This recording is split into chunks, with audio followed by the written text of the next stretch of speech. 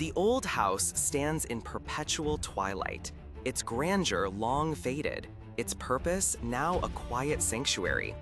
Ivy clings to crumbling stone, a silent witness to lives lived on the fringes, in the shadows of an ordinary world that could never comprehend their extraordinary suffering.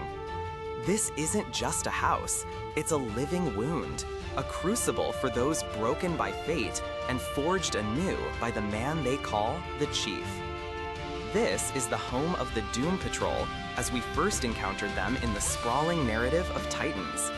Not the celebrated heroes, nor the well-adjusted figures of comic lore, but rather a profoundly unique and deeply human interpretation of a team unlike any other. Here, at the heart of it all, is Dr. Niles Caulder, the Chief, a brilliant mind shrouded in enigma and a wheelchair, orchestrating the lives of his peculiar charges with a paternal devotion that often veers into something far more troubling. The residents of this secluded mansion are not merely super-powered individuals. They are casualties of horrific accidents, each burdened by a physical and psychological scar that isolates them from society. There's Cliff Steele, or Robot Man, a former NASCAR driver whose brain survived a horrific crash, transplanted into a powerful metallic body. He longs for the simple touch of a loved one, trapped within an indestructible shell that denies him the very human connections he craves. Then there's Rita Farr, the elegant, golden age actress known as Elastowoman. A dive gone wrong left her with the terrifying inability to control her body size, rendering her a monstrous figure in a world that once adored her beauty. And finally, Larry Trainor, Negative Man, a pilot whose encounter with a mysterious radioactive entity left him imbued with a powerful, glowing spirit being, yet also cursed with a body that is constantly toxic and must be bandaged from head to toe.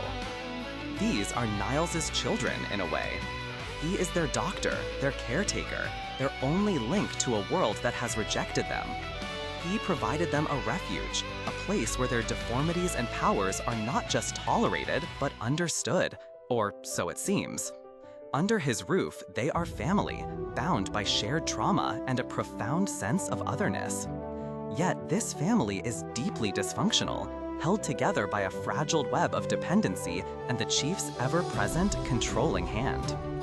One key character, Gar Logan, or Beast Boy, was once a part of this peculiar household. His story serves as a crucial window into the Chief's methods. Gar, a vibrant and empathetic teenager, found solace and a semblance of normalcy with the Doom Patrol after his own tragic transformation. But his youthful optimism eventually clashed with the Chief's manipulative and often suffocating nature. Niles, in his quest to fix or protect his team, often crossed lines that were morally ambiguous, subtly controlling their every move, their very understanding of themselves. Gar, with his innate desire for freedom and genuine connection, eventually recognized this insidious control and, in a pivotal moment, chose to leave, seeking a different path with the Titans. His departure was a stark testament to the Chief's often self-serving brand of care. The Titans version of the Doom Patrol stripped away much of the traditional heroism to expose the raw, vulnerable core of these characters. They were presented not as a team ready to save the world, but as a group struggling simply to exist, to find meaning in their ruined lives. Their story was one of quiet desperation, of longing for acceptance, and of the complex, often suffocating love of a man who saw them as his personal experiments as much as his wards.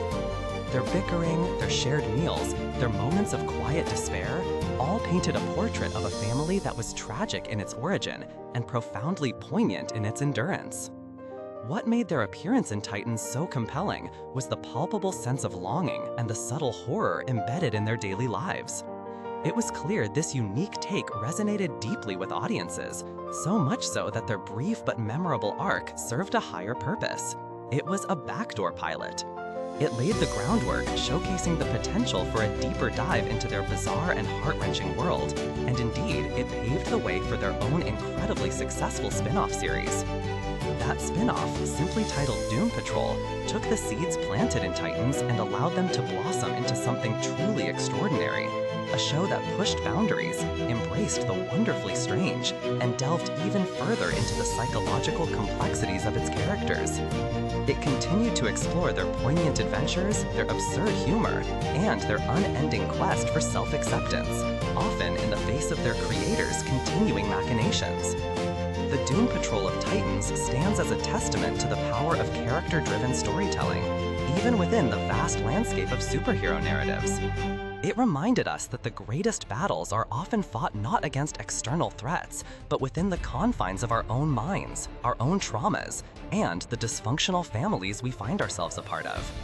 They are a poignant reminder that even the most broken individuals can form a bond, however imperfect, and continue to search for what it means to be human. What were your initial thoughts when you first encountered this unique version of the Doom Patrol in Titans? Did their story resonate with you, and how did it influence your perception of the Chief?